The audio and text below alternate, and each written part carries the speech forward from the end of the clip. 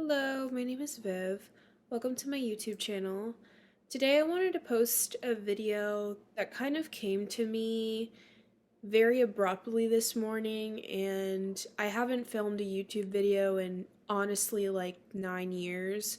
But for some reason, the topic of discussion here just really resonated with me, and I was sitting in a health insurance training class for my job, and I had this notebook, and I filled up like 4 or 5 pages with what turned into the essay that this video is based off of.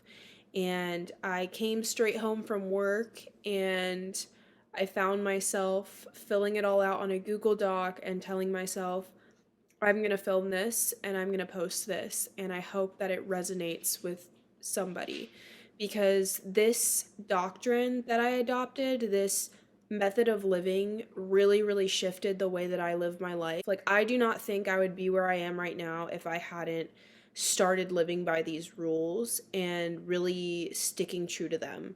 So it was something that I wanted to share. I also want to say that I completely ripped this video format off of another YouTuber. I believe her name is Mickey Gavin. I'm so sorry if I'm saying that wrong or if I'm mixing up the names. If I am, I'll put the correct one on screen, and I'll put a link to her channel in the description. I just thought that this was such a simple yet intimate way of communicating with an audience. It's effective because I can also display my screen and actually read through the essay while speaking, and you can still see my face and my expressions. So, without further ado, I guess I'll get into it. If I'm kind of staring off to this side, it's just because naturally I'm like looking at myself in the camera, so I might kind of be looking down here. That's just because it's where it is on my screen. I am out of practice of filming, so I'm not quite comfortable looking directly at the camera yet. Please excuse that. I wrote this whole essay out in, 5 main points. So there's the opening and the video thesis. There is two really big core points, which is the beauty of delusion and embracing the fear. And then there are the closing thoughts and sources of inspiration. And sources of inspiration are just quotes and things that I pulled off of Pinterest or Google that really, kind of play into the main points that I'm getting across in this video essay. The title is Nothing is Above You. Nothing is above you, and that's a statement that I really want you to hold on to, and I'll circle back on throughout this video essay. But without further ado, let's get into the opening and the thesis. I will be reading off the screen because, like I said, I'm very out of practice, and it's a lot. I really was writing up a storm in that insurance class, so this makes it easier for me to remember. So, what I wrote for my opening and kind of the video's main thesis is the best kind of person is a person who is in the constant pursuit of growth, the person who refuses to stagnate or deprive themselves, the person who is greedy for improvement, selfish with their own evolution, the person who is vividly, violently audacious. You may know someone like this, and you may despise them, quietly resenting their unapologetic methods of filling up the room, taking up space without hesitation, putting themselves and their dreams first. But truly ask yourself where that resentment is coming from. Why does their confidence irk you in your spirit? In my own life, I usually find insecurity at the root of these irritations, something about myself that falls short, brought to the surface by another person's presence and sense of self. I'd often catch myself looking at people like this and thinking, who do they think they are, being so loud and unapologetic? Why are they even here? I'm far more skilled than they are. Why are we even in the same room? How did they get here? And then I realized that all of these questions have one core answer. What if I told you that these people were in those rooms because they were loud, because they were unapologetic? What if I told you that annoying levels of audacity are what is the key to getting what you truly want, or getting where you truly want? You have to believe in yourself more than your current reality. And I really do want to ruminate on that last point, because I'd say that that is yet another really important phrase to stick in your mind for this video. You need to believe in yourself more than your current reality. You need to believe that you are capable of things far beyond what you currently see for yourself, what you're currently living. Because when you box yourself into your current abilities, your current reality, your current position in life, you are doing just that. You are boxing yourself off. You are putting a cap on your evolution as a person. And it's really important to not do that, to give yourself the space to flourish and grow and go far beyond what is currently realistic for you. So the way that you're going to do that is by removing that cap, removing that, belief that you can only go so far. And because of that, you will blossom and you are going to go much farther than if you had put yourself in this one little compartment and said, I can do this because I'm here and this is my current skill set and this is my current city and I can't dream outside of that. That all that's doing is stagnating your growth and your evolution. And this really leads us into the next point, which is the biggest point, and that's the beauty of delusion. It's the beauty of allowing yourself these limitless beliefs. The revelation that you need to believe in yourself more than your current reality may sound weird or even like socially dangerous because no one likes a cocky person, or at least that's what you've been led to believe. I honestly think that that is an idea that's mostly pressed onto women, which isn't something I went into in this essay, but I think that men who are more cocky are usually perceived as leaders, and women are often written off as being bossy if they employ the same tactics. So it's really important to believe that it's okay to be cocky. It is okay to be self-assured. Because really consider the benefits of being so self-assured, that your purpose and your confidence as a person are unshakable. If outside voices and opinions couldn't faze you, how much farther ahead would you be? No more second guessing, no more waiting for this elusive, imaginary, perfect time to do something, just an all consuming drive to go for it. The realization that the worst that people can say to you is no. And if you're like me, you'd probably be a lot farther ahead from where you started if you had employed this belief. But the purpose of this video is not to lament that fact. It's to move forward. It's to evolve and implement doctrines like this from here on out so that you stop scaring yourself away from your dreams.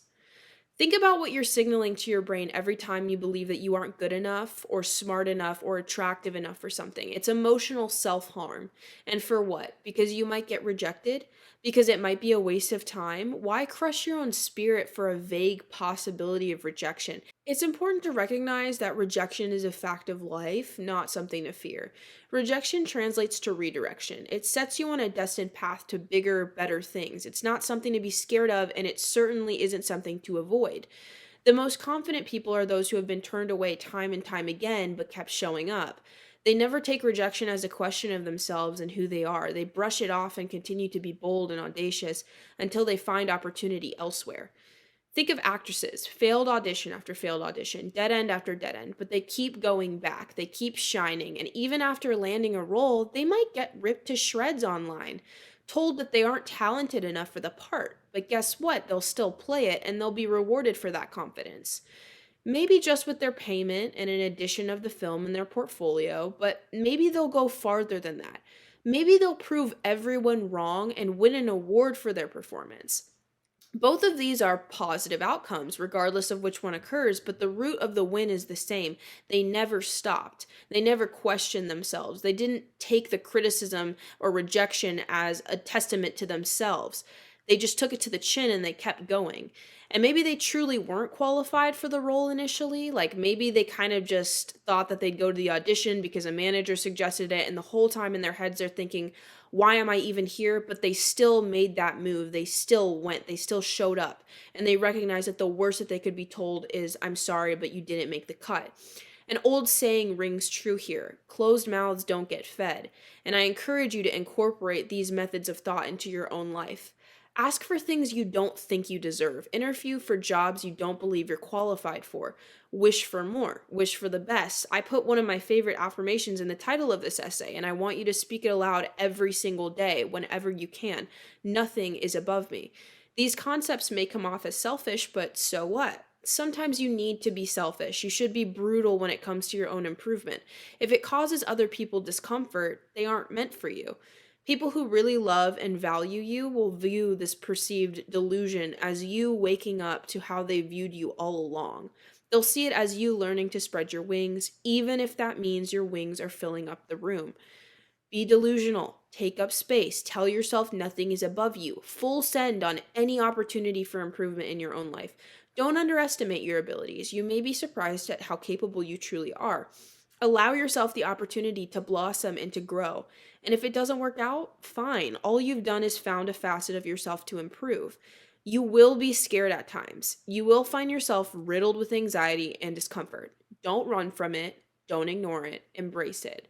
And that leads to my second biggest point, which is embracing the fear, learning to embrace the fear, because fear is a part of growth.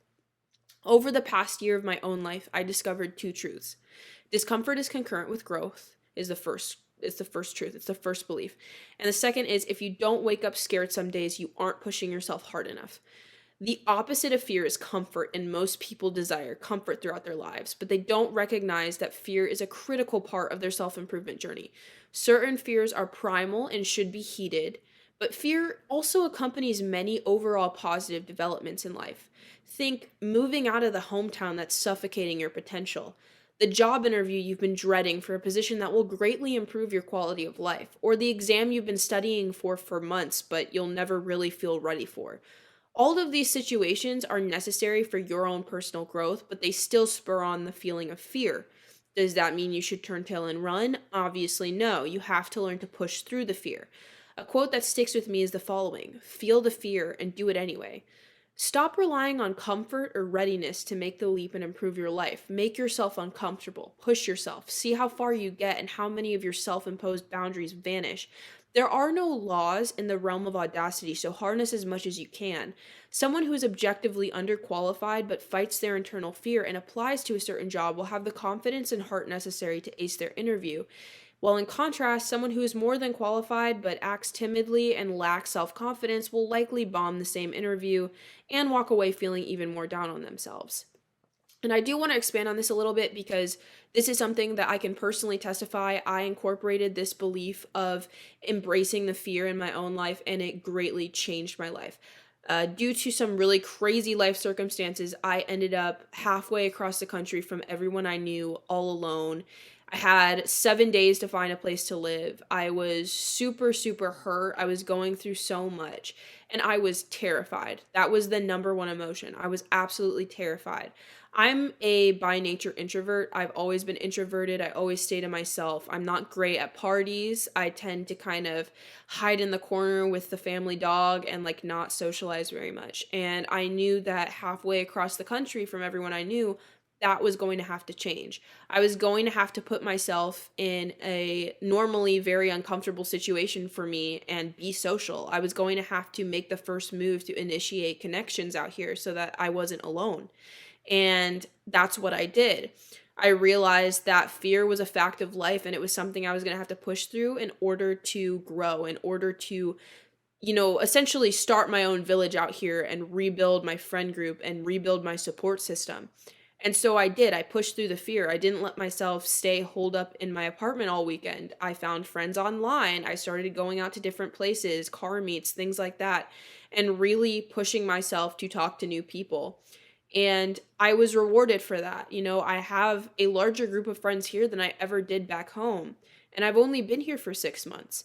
So I really do believe in embracing the fear and pushing through it. And I know that it's super scary, but it's something that you have to do for yourself and for your own growth. So that is a really, really important thing to walk away from this video taking to heart. The last thing that I want to get into, just my closing thoughts. And this is also a good time for you if you have any, similar beliefs or helpful thought processes and concepts that you'd like to comment or leave below for people who might be coming to this video for inspiration and for motivation to better themselves.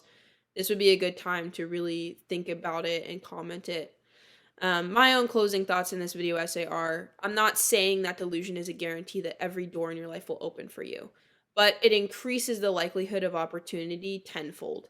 Self-delusion, audacity, whatever you want to call it, it also includes the idea of rolling with the punches and viewing rejection impersonally. So even when those doors don't open, don't let that set you back. Do not take 1 step forward, 3 steps back because you got rejected. That is definitely a core doctrine here. The idea of embracing fear and never questioning oneself is an idea that I really, really, really want you to walk away from this video holding. I genuinely believe that by adopting these thought patterns into our lives, we will make it much farther and we will accomplish much more as people. When you leave this video behind, I want you to leave your self-doubt as well. And I want to clarify, this is an important note. When I speak of delusion, I don't mean like go hijack and attempt to fly a plane tomorrow because you've always wanted to fly. But maybe allow yourself the consideration and space to look into a flight academy locally and the possible steps it would take for you to become a pilot without immediately shutting yourself down and telling yourself it's not in your scope, that there's just no way that you'd ever pull that off. You see what I mean? It's about taking those steps and not blocking your own opportunity, blocking your own blessings. Our time on earth is very finite. Tomorrow is not guaranteed. So stop wasting your days away by second guessing yourself and really live by the following saying, nothing is above you. There is nothing that is impossible for you. If someone else can do it, so can you. If someone else has pulled it off, so can you. Just stop second guessing yourself. And then finally, just sources of inspiration, different quotes. For those of you who maybe just turn this on to do chores, I'll read them out loud. The first quote is, everything is a win when the goal is experience. And this is something really important to remember if you're someone who's trying to get over that fear of rejection. So what? You gained the experience, you gained the knowledge. Maybe you weren't cut out for something. Well, now you have an area to improve. Now you have an area to grow. And if you really want it, you'll grow and you'll go back and you'll try again. The second quote is one that I actually quoted earlier in the essay, and it's feel the fear and do it anyway. Don't run from the fear. Don't ignore the fear. Feel it, embrace it, and then move forward with it. Action cures fear. This is another really important thing. Fear is an emotion that is not explored enough. And the way to explore it is to embrace it and to move forward and push past it. Action. It's to keep going even though you're feeling it. And that is what causes fear to dissipate. When you harness it like that and you say, okay, I feel you, you're there, but I'm going to keep going. That cures fear. The other quote that I liked is, being ready is a myth. You start, you suck, you figure it out, and you get better. Because I think that lack of readiness, like perceived readiness, is something that really makes people stop themselves from going for things. They tell themselves they're not ready, they're not smart enough, they haven't studied enough, they don't have enough experience, and so they don't even submit like a job application to a place that might have seen their resume and taken a chance on them. That could have been like $5 extra an hour for a job you truly really weren't qualified for, but the hiring manager would have respected the audacity and would have taken a chance, Stop thinking the worst. Stop always telling yourself you're not ready. That's a major source of fear, and it's a major source of stagnation in people's personal growth. And then the last thing is, it's a little kind of photo, little pictogram that I thought illustrates this video's concept a lot better in a lot simpler terms. It's two photos of a fish, and one's in a small little bubble of water, and the other is in a larger bubble of water, and is kind of just tiny, a little speck in the middle. And the graphic says it's bigger and scarier and much better for swimming, and that's how life should be. Life should not always be comfortable. Life should not always be predictable. It should be scary sometimes. It should feel way too much and way too big sometimes, because that means that you are in uncharted territory, and sometimes that is really good. Sometimes that is what you need. That's where you need to be to find your true limits and to push yourself and grow. So that's pretty much all I have for this video.